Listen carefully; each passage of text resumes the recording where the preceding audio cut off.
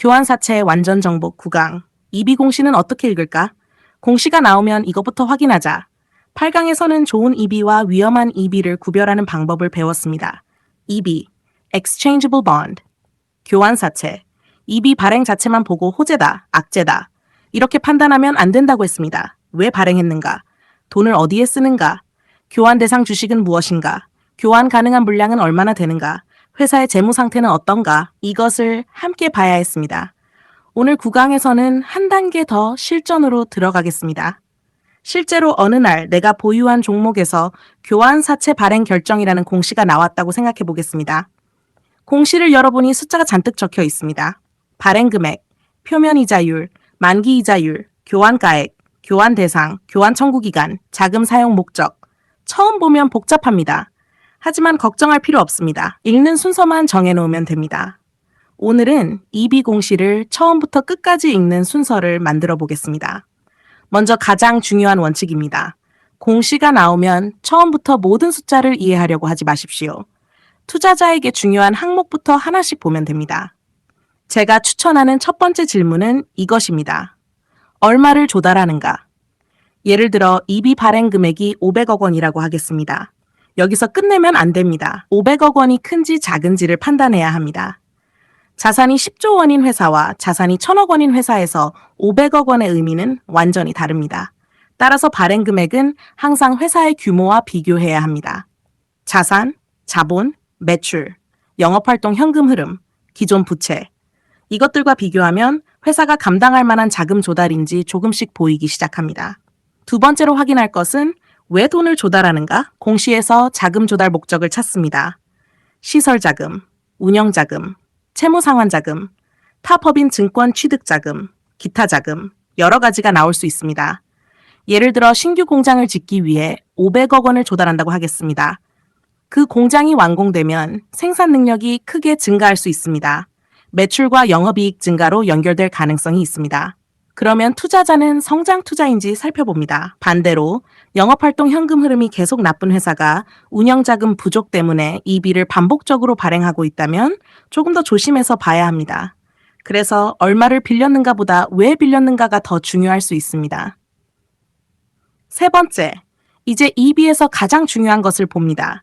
교환 대상 주식이 무엇인가? 이 항목을 반드시 확인해야 합니다.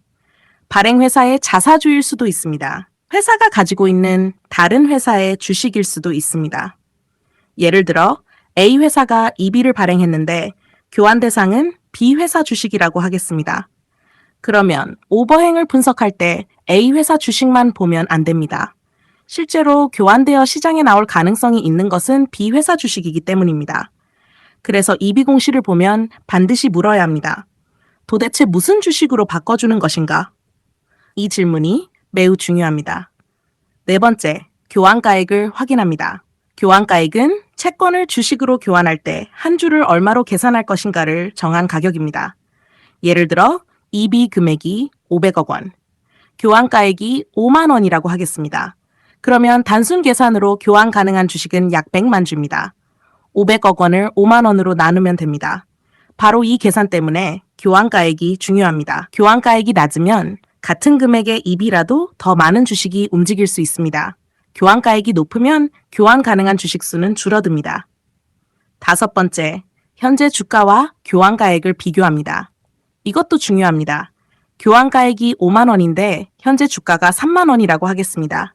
당장 주식으로 교환할 경제적 매력은 상대적으로 낮을 수 있습니다. 반대로 교환가액이 5만 원인데 현재 주가가 7만 원, 8만 원, 9만 원으로 올라갔다고 해보겠습니다. 교환에 대한 경제적 유인이 커질 수 있습니다. 따라서 투자자는 교환가액만 보지 않습니다. 현재 주가와 반드시 비교합니다. 여섯 번째, 교환 가능한 주식수를 계산합니다. 이 부분은 우리가 6강에서 배웠습니다. 단순화하면 EB 금액을 교환가액으로 나눕니다. 예를 들어 EB 발행 금액이 300억 원, 교환가액이 3만 원, 교환 가능한 주식은 약 100만 주입니다. 그런데 100만 주라는 숫자만 보고 많다고 판단하면 안 됩니다. 전체 주식이 1억 주인 회사라면 약 1%입니다. 하지만 유통 주식이 1000만 주밖에 없다면 유통 주식 기준으로는 약 10%입니다. 완전히 다른 이야기입니다. 그래서 전체 주식 대비 비중, 그리고 가능하면 유통주식 대비 비중 두 가지를 함께 봅니다. 7번째, 제가 특히 중요하게 생각하는 부분입니다. 평균 거래량과 비교합니다. 교환 가능한 주식이 100만 주라고 하겠습니다. 평균 하루 거래량이 100만 주라면 단순 비교로 하루치입니다. 그런데 평균 하루 거래량이 10만 주라면 약 열흘 칩니다. 평균 거래량이 5만 주라면 약 20일 칩니다. 같은 100만 주인데 시장에 주는 부담은 완전히 다릅니다. 그래서 EB 오버행은 몇 주인가 보다 며칠치 거래량인가까지 봐야 합니다. 8번째, 교환 청구 기간을 확인합니다. 이것도 놓치기 쉽습니다. EB가 발행됐다고 해서 그날 바로 교환할 수 있는 것은 아닐 수 있습니다. 공시에는 언제부터 언제까지 교환을 청구할 수 있는지가 나옵니다. 아직 교환 청구 기간이 시작되지 않았다면 당장 주식이 넘어오는 구조는 아닙니다. 반대로 교환 청구 기간이 이미 시작됐고 현재 주가가 교환 가액보다 크게 높다면 투자자는 남은 교환 물량을 더 주의 깊게 볼 필요가 있습니다. 9번째, 이자율과 만기를 확인합니다. 표면 이자율, 만기 이자율, 만기일 이런 내용이 나옵니다. 여기서 투자자는 회사가 어떤 조건으로 돈을 조달했는지 확인합니다. 이자율이 낮다고 해서 무조건 회사에 좋은 EB라고 판단하면 안 됩니다. 투자자가 교환권이라는 추가적인 가치를 가지고 있기 때문에 채권의 전체 조건을 함께 봐야 합니다. 즉, 이자만 떼어서 보지 말고 교환권까지 포함한 구조를 봐야 합니다. 10번째, 과거 자금 조달 이력을 확인합니다. 이것이 상당히 중요합니다. 이번이 처음 EB를 발행한 회사인지, 과거에도 CB를 발행했는지, BW를 발행했는지, EB를 반복해서 발행했는지 봅니다.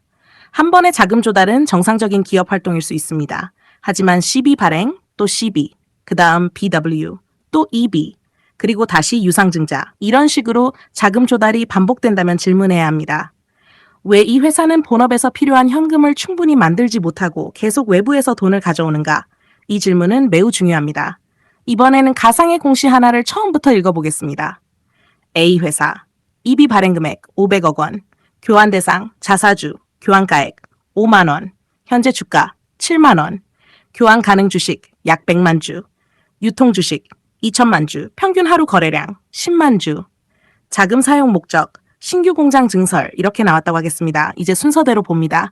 먼저 500억 원, 회사 체력에 비해 감당 가능한지 봅니다. 다음, 돈의 목적, 신규 공장 증설입니다. 성장 투자 가능성이 있습니다. 다음, 교환 대상, 자사주입니다. 신주 발행과는 구조가 다릅니다. 다음, 교환가액 5만 원, 현재 주가 7만 원, 주가가 교환가액보다 높습니다. 교환 유인을 살펴봐야 합니다. 다음, 교환 가능 물량 100만 주, 유통주식 2천만 주의 약 5%입니다. 다음, 평균 거래량 10만 주, 100만 주는 약 열흘치 거래량입니다. 이제 보입니다. 신규 공장 증설이라는 긍정적인 목적이 있지만 잠적인 교환 물량은 결코 무시하기 어려울 수 있습니다. 그래서 결론은 호재 또는 악재, 두 글자로 끝내는 것이 아닙니다. 성장 효과와 오버행 부담을 동시에 비교해야 합니다. 그리고 여기서 초보 투자자가 자주 하는 실수가 있습니다. 공시가 나오자마자 인터넷 게시판부터 보는 것입니다. 누군가는 호재라고 합니다. 누군가는 대형 악재라고 합니다. 그러면 더 혼란스러워집니다. 순서를 바꾸십시오. 공시를 먼저 봅니다. 발행 금액, 자금 목적, 교환 대상, 교환 가액, 현재 주가, 교환 가능 물량, 평균 거래량, 교환 청구 기간, 회사의 재무 상태, 과거 발행 이력. 이것을 먼저 확인한 다음 다른 사람의 의견을 보는 것이 좋습니다. 이제 구강의 핵심을 아주 간단하게 정리하겠습니다. EB 공시가 나오면 첫째, 얼마를 조달하는가? 둘째, 돈을 어디에 쓰는가? 셋째, 무슨 주식으로 교환하는가? 넷째, 교환가액은 얼마인가? 다섯째, 현재 주가는 얼마인가? 여섯째, 몇 주가 교환될 수 있는가? 일곱째, 평균 거래량의 며칠치인가? 여덟째, 언제부터 교환할 수 있는가? 아홉째, 이자와 만기 조건은 어떤가? 열째, 과거에도 반복적으로 자금을 조달했는가? 이 순서를 기억하십시오. 마지막으로 오늘 가장 중요한 한 문장입니다. EB 공시는 발행 금액부터 시작해서 결국 교환될 주식의 물량과 회사가 돈을 쓰는 목적까지 연결해서 읽어야 한다. 공시가 어렵게 보이는 이유는 숫자가 많아서가 아닙니다. 어떤 순서로 봐야 하는지 모르기 때문입니다. 순서가 생기면 EB 공시는 훨씬 쉬워집니다. 교환사채 완전 정복 10강. EB 최종 정리, 교환사채를 투자자의 눈으로 완전히 이해하자. 드디어 교환사채 완전 정복 마지막 10강입니다. 1강부터 9강까지 EB의 구조를 하나씩 공부했습니다. 처음에는 교환사채라는 이름 자체가 조금 어렵게 느껴졌을 것입니다. 하지만 지금은 다릅니다. EB, Exchangeable Bond, 교환사채. 이제 이 세 글자를 보면 머릿속에 하나의 구조가 떠올라야 합니다. 회사가 돈을 빌린다. 그리고 투자자에게 미리 정해진 주식으로 교환할 수 있는 권리를 준다. 이것이 이 EB의 출발점입니다. 오늘 10강에서는 새로운 내용을 많이 배우지 않겠습니다. 지금까지 배운 내용을 처음부터 끝까지 연결해서 EB 공시 하나를 스스로 분석할 수 있는 틀을 완성하겠습니다. 먼저 가장 중요한 질문입니다. EB는 무엇인가? 회사가 자금이 필요합니다. 그래서 투자자에게 채권을 발행합니다. 투자자는 회사에 돈을 빌려줍니다. 여기까지는 일반적인 채권과 비슷합니다. 그런데 EB에는 특별한 권리가 하나 붙어 있습니다. 바로 교환권입니다. 투자자는 일정한 조건을 충족하면 채권을 계속 가지고 있을 수도 있고 미리 정해진 주식으로 교환할 수도 있습니다. 그래서 EB는 채권에 주식 교환권이 붙어 있는 구조라고 이해하면 쉽습니다. 그렇다면 어떤 주식으로 교환할까요? 이것이 EB를 이해하는 첫 번째 핵심입니다. 회사가 보유하고 있는 자사주일 수도 있습니다. 또는 회사가 보유하고 있는 다른 회사의 주식일 수도 있습니다. 여기서 CB와 큰 차이가 생깁니다. CB, Convertible Bond, 전환사채는 발행회사의 주식으로 전환되는 구조입니다. 반면 EB는 회사가 이미 가지고 있는 특정 주식과 교환하는 구조입니다. 그래서 EB 공시가 나오면 제일 먼저 생각해야 합니다. 무슨 주식으로 교환하는 거지? 이 질문이 중요한 이유가 있습니다. A 회사가 EB를 발행했습니다. 그런데 교환 대상이 B 회사 주식입니다. 그러면 EB를 발행한 회사는 A 회사입니다. 하지만 향후 교환을 통해 시장으로 이동할 가능성이 있는 주식은 B 회사 주식입니다. 따라서 투자자는 발행 회사와 교환 대상 회사를 구별해야 합니다. 경우에 따라 두 회사를 동시에 분석해야 합니다. 두 번째 핵심, 교환가액입니다. 교환가액은 어렵게 생각할 필요 없습니다. 채권을 주식으로 교환할 때 한 주를 얼마로 계산할 것인가? 그 기준 가격입니다. 예를 들어 EB 금액이 500억 원입니다. 교환가액이 5만 원입니다. 단순하게 계산하면 교환 가능한 주식은 약 100만 주입니다. 그래서 교환가액이 낮아지면 같은 금액의 EB로 더 많은 주식이 움직일 수 있습니다. 반대로 교환가액이 높아지면 교환 가능한 주식 수는 줄어듭니다. 그래서 투자자는 교환가액이라는 숫자를 보는 순간 바로 다음 질문으로 넘어가야 합니다. 그러면 몇 주가 교환될 수 있지? 세 번째 핵심은 현재 주가와 교환가액의 비교입니다. 교환가액이 5만 원이라고 하겠습니다. 현재 주가가 3만 원입니다. 이 경우에는 주식으로 교환할 경제적인 유인이 상대적으로 낮을 수 있습니다. 그런데 현재 주가가 7만 원, 8만 원, 10만 원까지 올라간다면 상황이 달라집니다. 주가가 교환가액보다 높아질수록 교환에 대한 경제적인 매력이 커질 수 있습니다. 물론 실제 교환 여부는 여러 조건에 따라 달라집니다. 하지만 투자자는 최소한 현재 주가가 교환가액 위에 있는지 아래에 있는지 확인할 수 있어야 합니다. 네 번째 핵심, 교환권 행사와 주식 매도는 다릅니다. 이것은 이번 시리즈에서 반드시 기억해야 할 내용입니다. 투자자가 교환권을 행사했습니다. 그러면 회사가 보유하던 주식이 투자자에게 넘어갈 수 있습니다. 하지만 그 주식이 투자자에게 넘어갔다고 해서 바로 시장에서 전량 매도됐다는 뜻은 아닙니다. 교환, 그리고 매도, 서로 다른 행동입니다. 따라서 공시에서 대규모 교환권 행사가 나왔다고 해서 그 물량이 모두 시장에 쏟아졌다고 단정하면 안 됩니다. 하지만 여기에서 다섯 번째 핵심이 등장합니다. 오버행입니다. 오버행.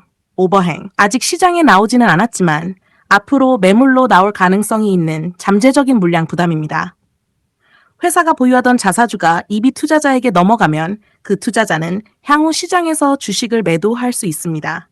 그래서 EB에선 신주 발행에 따른 희석만 생각하는 것이 아니라 기존 주식의 잠재적인 시장 출회 가능성을 봐야 합니다.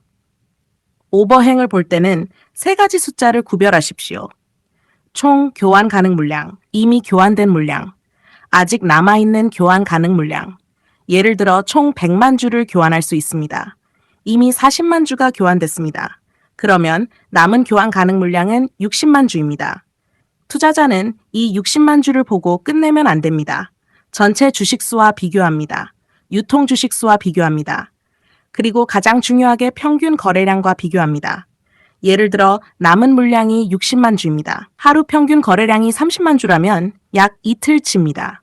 그런데 하루 평균 거래량이 3만 주라면 약 20일치입니다. 같은 60만 주인데 시장 부담은 완전히 다릅니다. 그래서 우리가 6강에서 이 문장을 배웠습니다. EB 오버행은 몇 주인가에서 끝내지 말고 평균 거래량의 며칠치인가까지 계산하라. 이것은 실제 투자에서 매우 유용한 기준입니다. 6번째 핵심. 회사는 왜 EB를 발행하는가? 결국 돈이 필요하기 때문입니다. 하지만 돈이 필요하다는 사실만으로 좋다 나쁘다를 판단하면 안 됩니다. 중요한 것은 왜 돈이 필요한가입니다. 공장을 증설하기 위한 것인지, 연구개발을 위한 것인지, 새로운 사업을 시작하기 위한 것인지, 다른 기업을 인수하기 위한 것인지, 기존 빚을 갚기 위한 것인지, 부족한 운영 자금을 메우기 위한 것인지, 이것을 확인해야 합니다. 같은 500억 원의 EB라도 회사의 미래는 완전히 다를 수 있습니다. A 회사는 500억 원을 조달해서 새로운 공장을 건설합니다. 생산 능력이 늘어납니다. 매출이 증가합니다. 영업이익이 증가합니다. 현금 흐름도 좋아집니다. B 회사도 500억 원을 조달했습니다. 그런데 계속되는 적자 때문에 부족한 운영 자금을 메웁니다. 다음 해에 또 돈이 부족합니다. CB를 발행합니다. 그 다음에는 PW를 발행합니다. 또다시 EB를 발행합니다. 같은 500억 원이라도 의미는 완전히 다릅니다.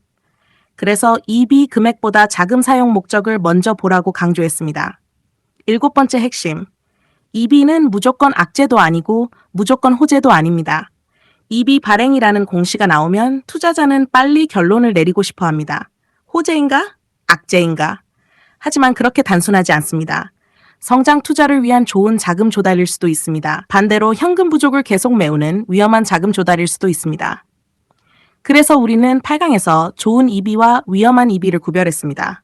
좋은 EB의 가능성이 높은 경우, 자금 사용 목적이 명확합니다. 회사의 성장과 연결됩니다. 회사 체력에 비해 발행 규모가 지나치게 크지 않습니다. 잠재적인 교환 물량도 시장이 감당할 만한 수준입니다.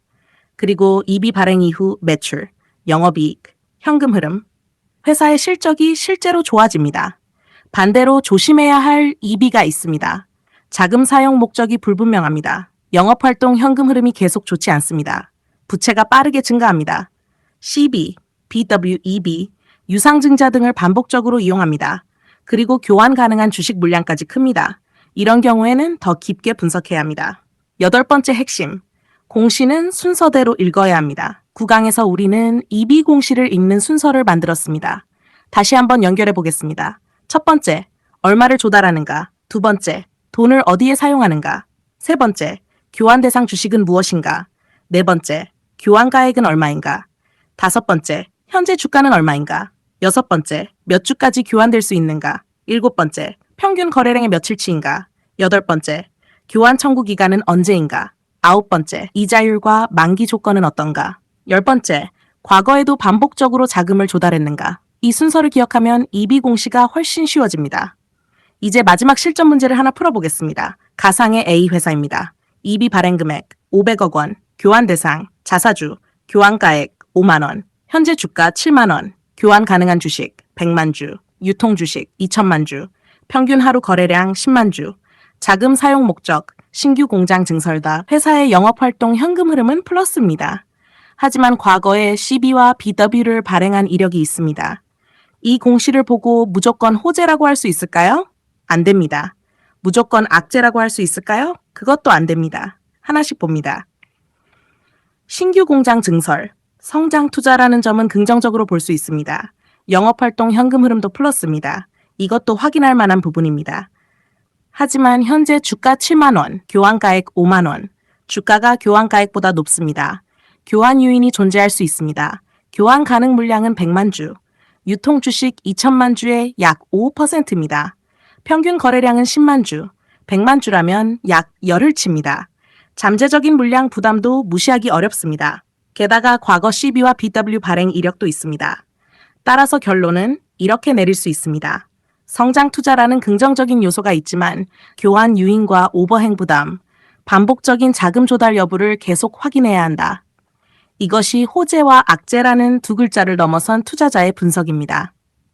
그리고 EB를 공부하면서 한 가지 더 기억해야 합니다. 공시는 발표되는 순간만 보는 것이 아닙니다. EB 발행 이후에도 계속 추적해야 합니다. 실제로 자금이 계획한 곳에 사용되는가, 공장은 제대로 건설되고 있는가, 매출이 증가하는가, 영업이익이 증가하는가, 영업활동 현금 흐름이 좋아지는가, 교환권 행사가 얼마나 발생했는가, 남은 교환 물량은 얼마나 되는가, 추가적인 CB나 BW, EB 발행은 없는가. 발행 공시는 시작일 뿐입니다. 결과까지 확인해야 진짜 분석이 끝납니다. 이제 교환사채 완전 정복 1강부터 10강까지 전체를 한 줄씩 연결해 보겠습니다. 1강, EB는 채권과 교환권이 결합된 구조입니다. 2강, 무슨 주식으로 교환하는지 확인해야 합니다. 3강, 교환가액과 현재 주가의 관계를 이해해야 합니다. 4강, 교환 조건이 바뀌면 왜 바뀌었는지 확인해야 합니다. 5강, 교환권 행사와 실제 시장 매도는 다릅니다. 6강, 오버행은 주식수뿐 아니라 평균 거래량과 비교해야 합니다. 7강, 회사가 왜 EB를 발행했는지 알아야 합니다. 8강, EB 자체가 아니라 좋은 EB와 위험한 EB를 구별해야 합니다.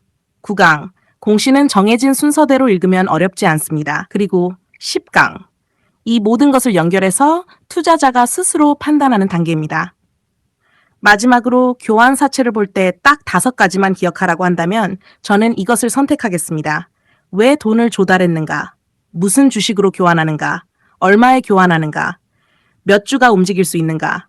그리고 그 물량을 시장이 감당할 수 있는가? 이 5가지입니다. EB라는 영어 3글자를 외우는 것이 중요한 것이 아닙니다. 회사가 왜 돈을 조달하고 어떤 주식을 내놓을 수 있으며 그 물량이 기존 주주와 시장에 어떤 영향을 줄 수 있는지 생각할 수 있어야 합니다. 그것이 교환사채를 공부하는 진짜 목적입니다. 마지막으로 한 문장만 기억하십시오. EB는 채권만 보는 투자가 아니라 돈의 목적과 주식의 이동을 함께 보는 투자입니다. 이상으로 교환사채 완전정복 1강부터 10강까지 모든 강의를 마치겠습니다. 끝까지 함께 공부해 주셔서 감사합니다.